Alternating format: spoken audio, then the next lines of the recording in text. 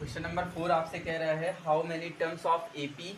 AP दिया है आपके पास 9,17,25 मस्ट बी टेकन। कह रहा है इस श्रेणी के कितने पद यानी पद लिए जाएंगे यानी n कितने लेने पड़ेंगे कि उसका योगफल कितना हो जाएगा 636 हो जाएगा। इसका मतलब है पदों की संख्या जब आपको ज्ञात करना पड़े तो वो क्या होता है n होता है। यानी आपसे पूछ क्या रहा है n का मान पूछ रहा है। n का मान आपको क्या करना है इसमें ज्ञात करना है। ठीक है, a का मान आपको पता है कितना है 9 है। b का मान निकाल सकते हो a2 माइनस a1 है। d बराबर 17 में से 9 अगर घटा दिया जाए तो कितना आ जाएगा 8 आ जाएगा। योग फल का मतलब क्या है, योग फल का मतलब है SN। SN का मतलब है जो आपको जोड़ के आता है SN नंबर ऑफ टर्म्स। जो SN है वो कितना है हमारे पास 636 है। अब फॉर्मूला हम क्या इनको ध्यान में रखते हुए फॉर्मूला यूज किया जाता है। N पता हो, A पता हो, D पता हो, SN पता हो, ऐसा फॉर्मूला लगा देना है। तो SN बराबर n/2 2a plus n-1 into में d। SN का मान कितना है 636 बराबर n का मान कितना है नहीं पता है।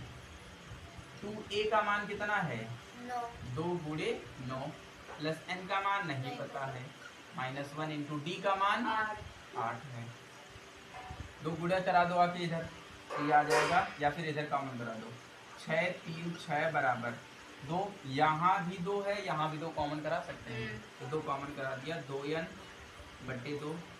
यहाँ पे बचेगा 9 प्लस यहाँ बचेगा 4 तो 4 कम 4n माइनस का 4 2 से काट दोगे इसको क्या आ जाएगा 6 3 6 बराबर n का अंदर गुणा करा दोगे तो 9n प्लस 2 यह आ जाएगा n इंटू 9 में से 4 जाएंगे 5 प्लस 4n गुणा करा दो यह आ जाएगा हमारे पास 636 इधर लिख लो 636 बराबर 5n प्लस 4n स्क्वायर यह आ जाएगा 4n² प्लस 5n माइनस का 636 बराबर 4 का इधर क्या करा दो गुणा 4 का गुणा करा दोगे आ जाएगा 4 6 24 4 3 12 2 14 और 4 6 24 24 और 2 26 2544 इसके फैक्टर करना है। ये आपका 4 चैप्टर की तरीके से आपको क्वाड्रेटिक इक्वेशन बन गई है। फैक्टर करना है n का मान जो प्लस का आंसर आएगा वही हम इसको मानेंगे, जो माइनस का आएगा वो वाला नहीं चलेगा, वही आपको ज्ञात करना है। ठीक है, फैक्टर करके इसको करेंगे। ये वाला क्वेश्चन देखो आपके पास a का मान कितना है। अच्छा 5वां नंबर क्वेश्चन पढ़ना पड़ेगा।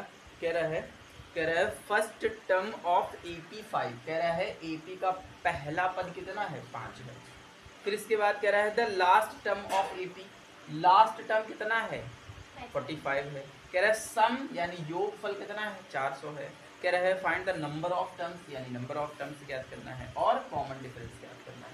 तो सबसे पहले L का फॉर्मूला लगा लेंगे। ठीक है, L का फॉर्मूला होता है L बराबर कितना होता था L बराबर होता है A प्लस L बराबर A प्लस n-1 इंटू में d।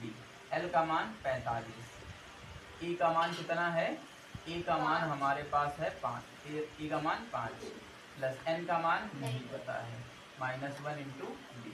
इधर ले आओ यह आ जाएगा 40 बराबर n-1 इंटू में d।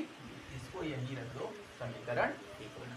ठीक है, फिर इसके बाद SN का फॉर्मूला SN बराबर n/2 2a प्लस अच्छा a प्लस AL लगा लिया है। ठीक है, a प्लस L SN का मान कितना है 400 बराबर n/2 गुणे a का मान 5 प्लस 45 में से 5 जोड़ दोगे कितना हो जाएगा 50।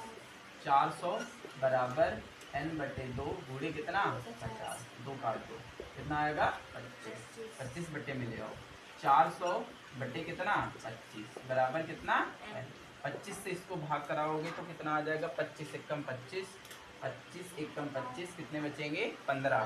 तो 25 छंका 150।